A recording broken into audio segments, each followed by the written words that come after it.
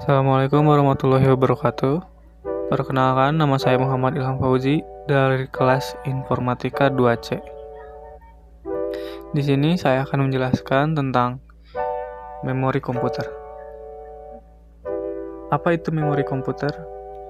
Memori komputer adalah perangkat keras atau hardware yang digunakan untuk menyimpan data berupa informasi atau instruksi yang bersifat sementara maupun permanen. Memori merupakan kumpulan dari storage units yang menyimpan data binari dalam bentuk bit. Setiap blok memori terdiri dari sejumlah kecil komponen. Bagian-bagian kecil ini disebut sel. Berada di dalam Central Process Unit atau CPU, memori menjadi komponen penting untuk mengoperasikan perangkat komputer. Setiap data dan program yang diproses oleh prosesor semuanya akan disimpan pada memori. Data yang bersifat sementara akan hilang secara otomatis jika perangkat dimatikan, sedangkan data yang bersifat permanen akan tetap ada sekalipun aliran listrik dimatikan.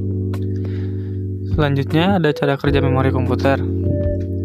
Ketika perangkat komputer dihidupkan, controller memori dan beban Basic Input Output System atau BIOS dari Read-Only Memory atau ROM akan memeriksa semua alat memori.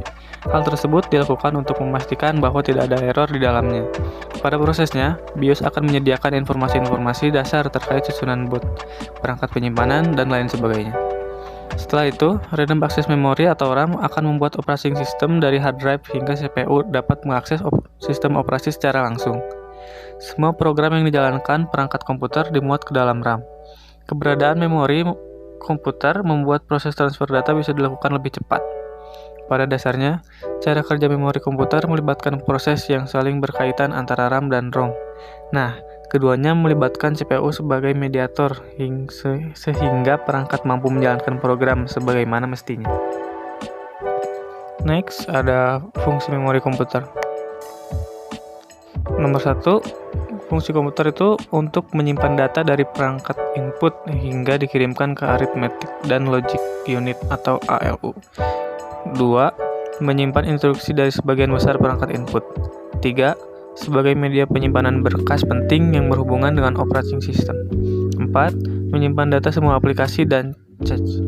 5. Dapat digunakan untuk membackup data. Dan terakhir, menyimpan data multimedia. Lalu ada jenis-jenis komputer. Jenis komputer diantaranya ada primer, RAM, ROM, sekunder, hard disk, USB, compact disk atau CD, cache, dan register. Oke, selanjutnya ada studi kasus. Studi kasus di sini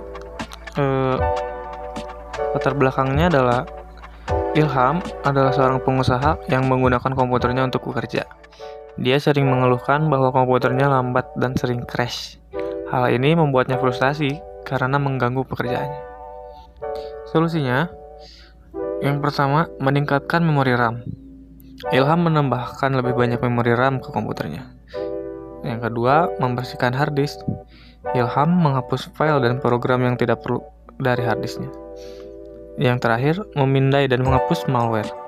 Teknisi komputer memindai komputer Ilham dengan aktif antivirus dan menghapus malware yang ditemukan. Baik, cukup sekian presentasi yang dapat saya sampaikan. Mohon maaf apabila ada kesalahan kata atau kalimat. Saya ucapkan terima kasih. Assalamualaikum warahmatullahi wabarakatuh.